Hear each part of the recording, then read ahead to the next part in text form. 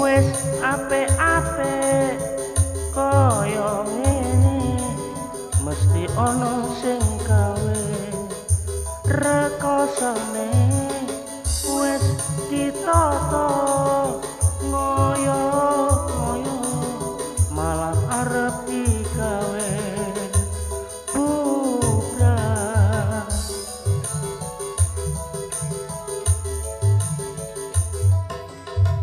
Janjane karepe kepiye apa kowe sana wong liya susah jelas wis digawe ayam tentrem ben ora rekasane rakyate.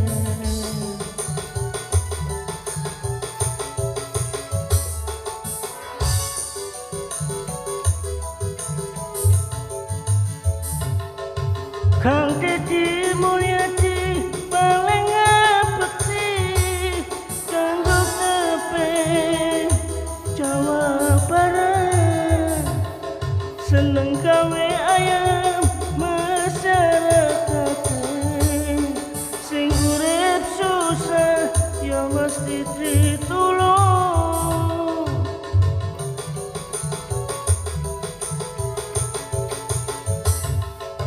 Kang Deddy Mulyadi sing paling ngerteni melu nang jero tresnomu ning rakyate isih wae ana sing gawe kurang apa kae sing dadi lelembute sing wis apik arep digawe bubrah.